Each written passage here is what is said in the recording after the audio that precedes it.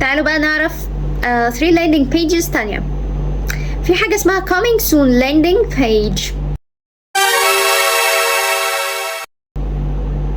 وفي كمان pricing landing page و thank you landing page.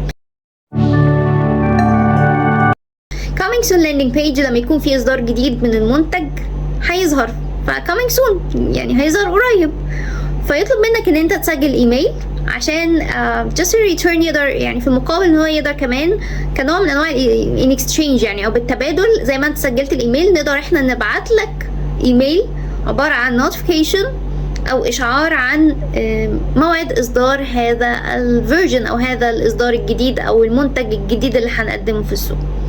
فاسمه coming soon landing page، بيحاول يجذب انتباهك انه في حاجة جديدة هتتقدم في الماركت، ويشجعك ان انت تسجل الايميل بتاعك عشان يقدروا يبعتوا لك notification او اشعار مجرد ما الحاجة دي تبقى خلاص ظهرت او انها على وشك الظهور مثلا في وقت معين هم محددينه وبيبلغوك بيه.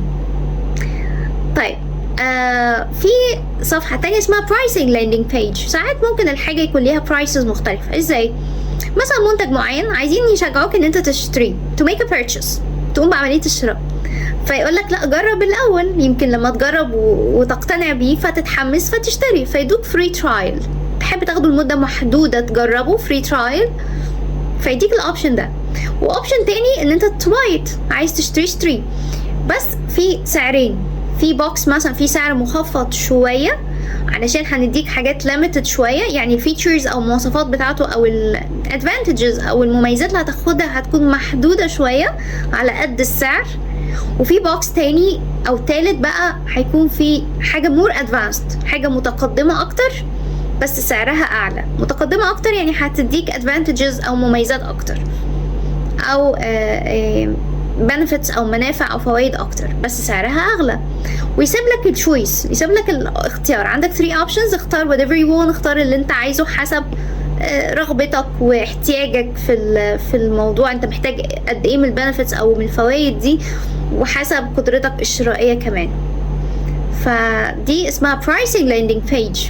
طيب وبعد كده في الاخر بيدعوك انك call to action او اللي هو بعد ده، او ان انت تضغط على واحد فيهم في الاخر.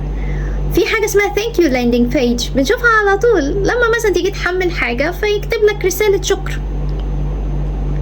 بس بعد ما تعمل ان انت داونلود something، يعني ان انت حملت شيء وظهرت لك رسالة الشكر، شكرا ان انت سجلت معانا، شكرا لان انت معانا في الموقع ده او كده. ساعات بيستفيدوا من نفس الصفحة بتاعت الشكر دي او اللاندنج بيج دي في ان هو مثلا يعرض عليك اوفرز تانية، عروض تانية، وممكن يديك جافتس، هدايا من انواع مختلفة. يعني مثلا محتاج مثلا ادفايس او معلومات عن كذا او نصايح بخصوص مثلا بيزنس او حاجة معينة، فتقدر تجيب مثلا information عن حاجة معينة. تقدر مثلا لو عندك حاجة في بيزنس معين بتعملها مثلا تقدر تعرف مثلا معلومات اكتر ازاي تخلي البيزنس بتاعك ده ينجح اكتر، فبتبقى في صورة اوفرز او جافتس.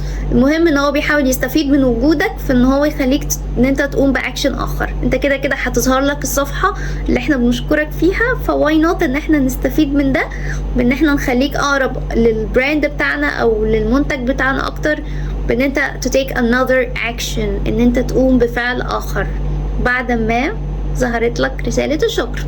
فزي ما شفنا كده يا جماعة في كل الفيديوز، اللاندنج بيجز ليها اهداف مختلفة وليها اشكال مختلفة ومحتوى مختلف حسب الطبيعة بتاعتها وحسب الهدف الاخير ليها يعني.